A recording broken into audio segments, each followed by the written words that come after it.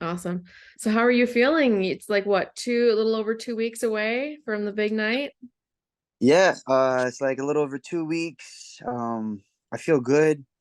I think it's just maintaining that good feeling, not overworking, but not doing too little.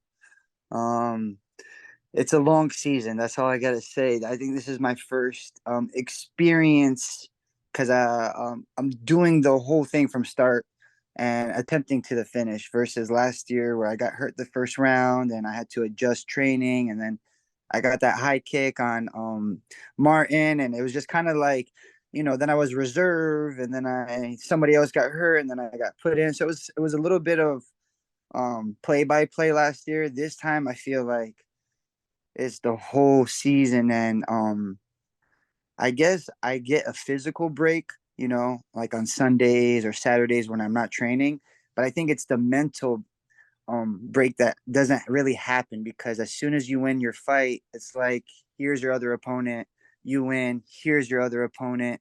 It's a constant it's a season, so you're constantly having you're matched up with somebody versus like the other promotions where maybe you get a win and you take off for 3 to 4 or 5 months. So I'm definitely feeling that aspect about the PFL season. I mean, and you're number one seed too. So it's not just like you said, like last season, you kind of like you got your way in there and all these different avenues. You're the number one Yeah. seed after having really worked your way through the season. Does that put some pressure on you to kind of perform to like show people this is why I'm number one seed? Um, you know, I think pressure is always gonna be there, but it's how I view the pressure and personally I don't feel that pressure of I'm number one seed and I got to do this.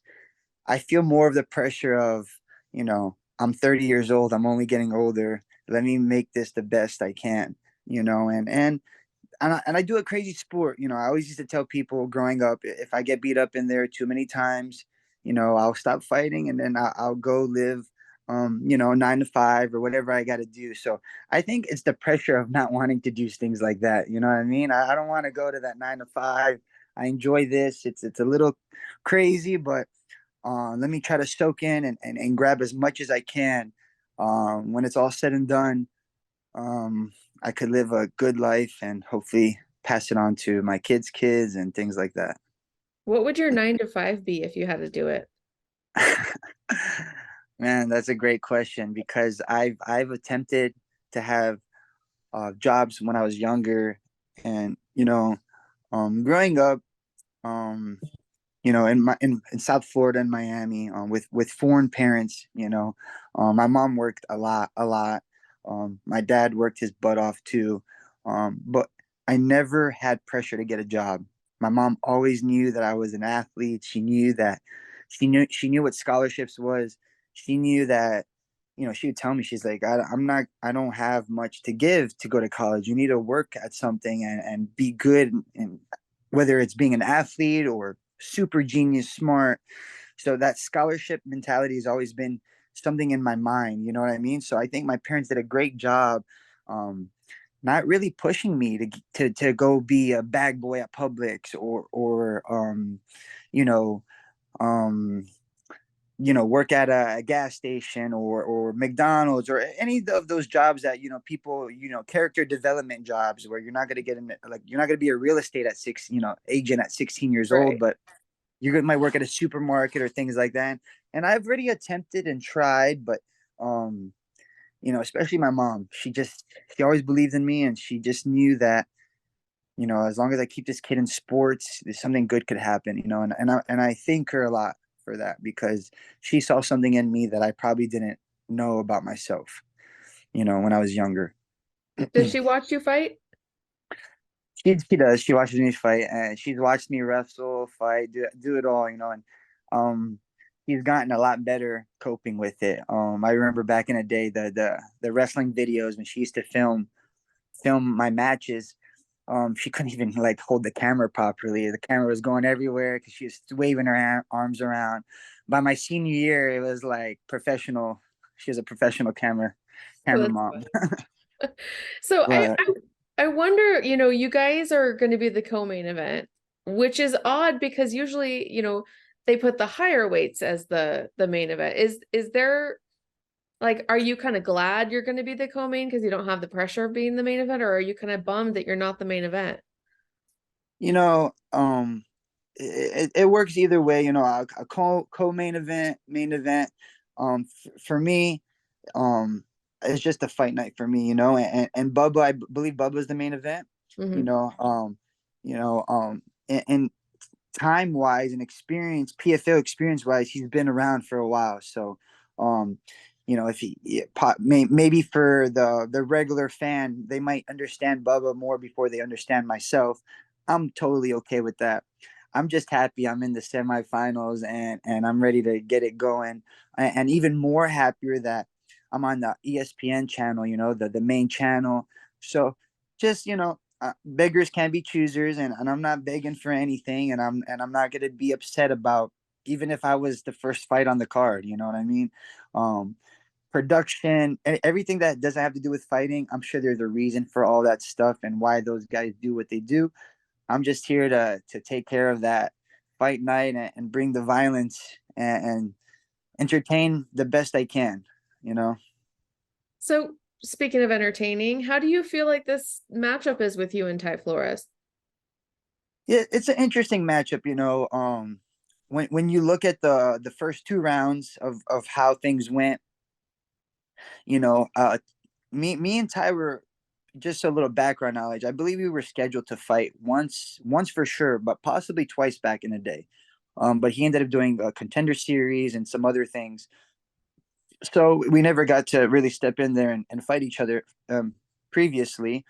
But when I look at the whole season, he was matched up with Dylan in the beginning, which I felt like in the beginning, the first round were these awkward matchups, right? Rob and Tiago. It's just like we wanted to see some fireworks in the beginning. PFL was definitely had some tricks up their sleeves in that first round.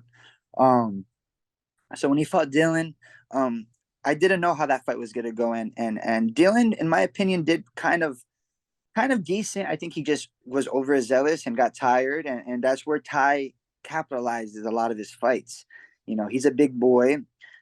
He's a very decent wrestler, and he'll lean on you on the cage. He'll put a lot of his weight on you and make you hold his body weight a lot. And I think that's where, as a fighter, I think that's where he strives. Now, moving on to the second round, he was supposed to fight Wilkinson, and then all this crazy things happen. Um, it just seems like he's always, and it's not his fault, but it looks like he's just kind of sliding through the cracks through these tournaments. And then in the second round, he ended up fighting Dan Spawn. Hmm. And then what's the most interesting is the Andrew Sanchez versus Taylor Johnson when he took the knee in the first round. That was a disqualification knee. Andrew Sanchez could have got 6 points there if his coaches understood as a fighter we want to be tough, but in that particular moment Andrew probably should have said I can't continue, because he took a knee from Taylor Johnson when both of his knees were on the ground, which is one knee is understandable, maybe not intention.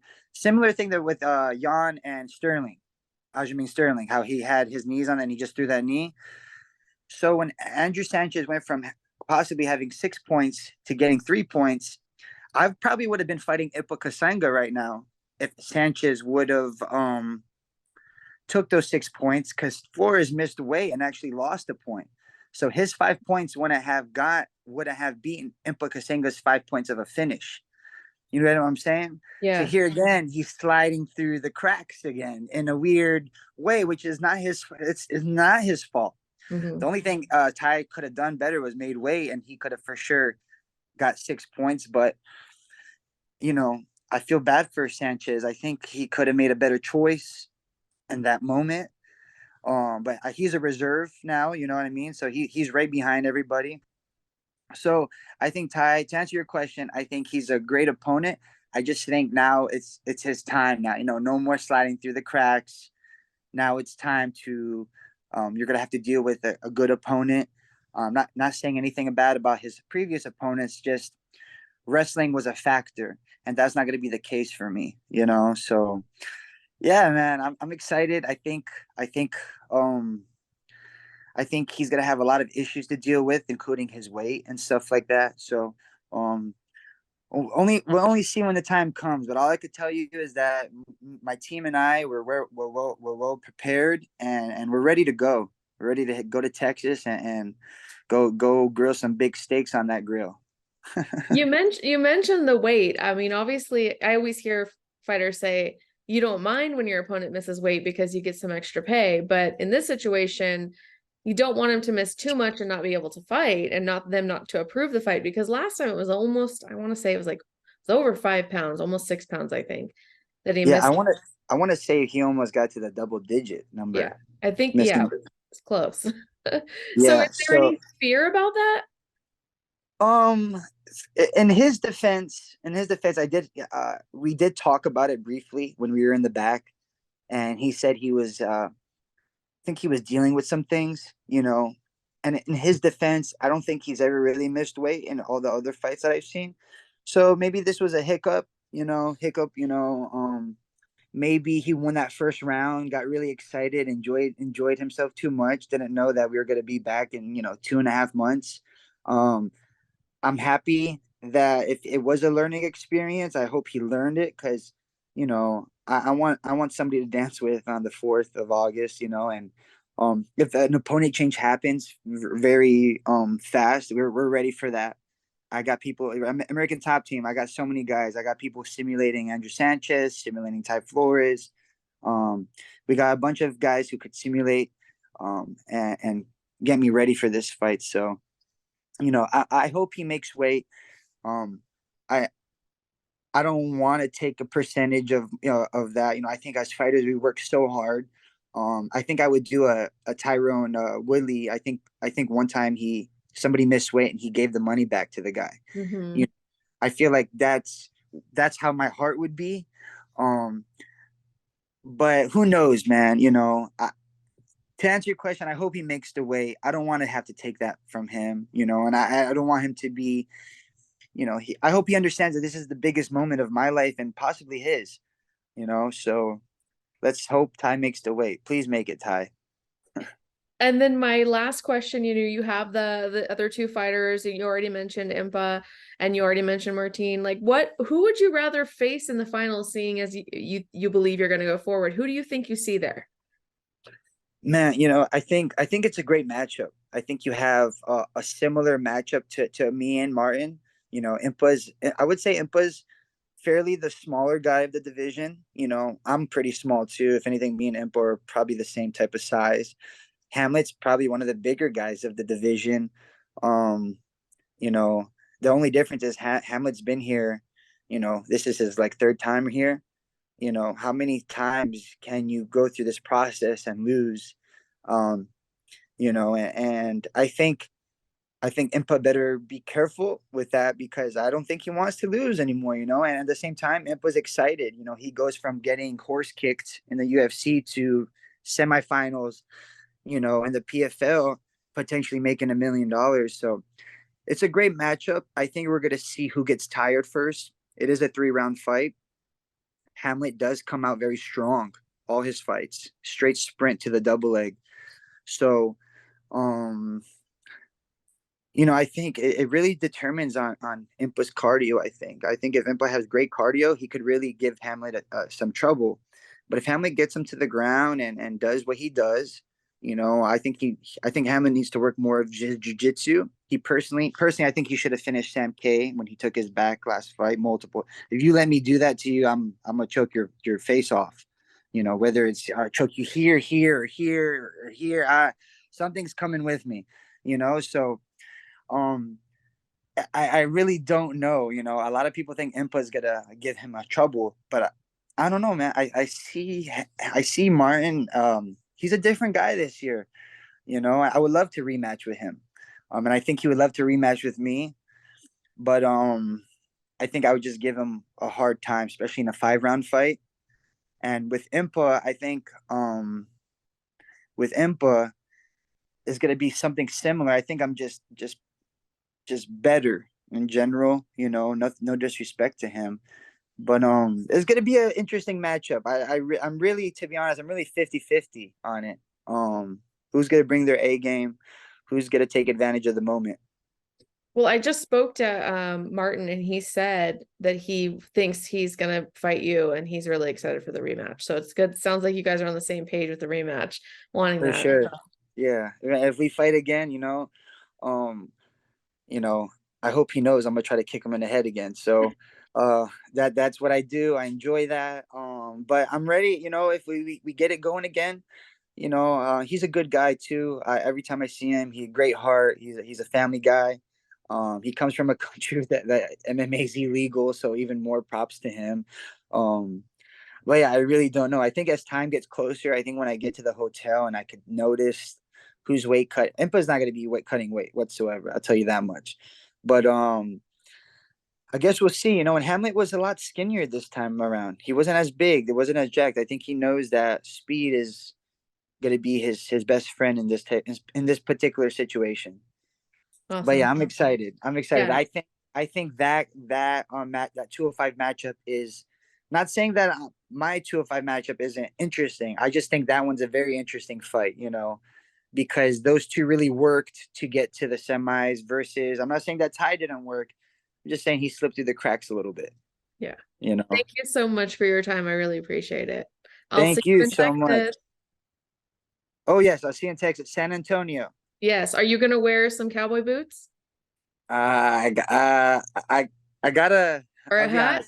honest. I bought a Texaco hat, the gas Uh-huh. station. Yeah. It's a super cool hat, Texaco. I try to bring a little flavor every state I go. I'll think about the boots though. Yeah. That sounds pretty good. You know Or what I mean? one of those things that have like the little, I don't know what they're called, the little pins They're on the called string. I keep wanting to bow say tie. bolero, but that's not No, right. it's like dang, it starts with a B. Yeah. But I have those. I have a bull one, and then I have like a old sheriff badge one. My, You my gotta wear buddy, shout out to Jason Eastman. He's from Mississippi, and he gave me those ties. He gave me those ties because he has a bunch. Mississippi boy. you gotta wear one of those then. I think I might Yeah. now that for Awesome. sure. Thank you again. I appreciate your time. Oh, bolo tie, Bolo, yes. bolo tie. Gotcha. All right. Thank you so much. I appreciate it, Thanks. Amy. Bye. Bye.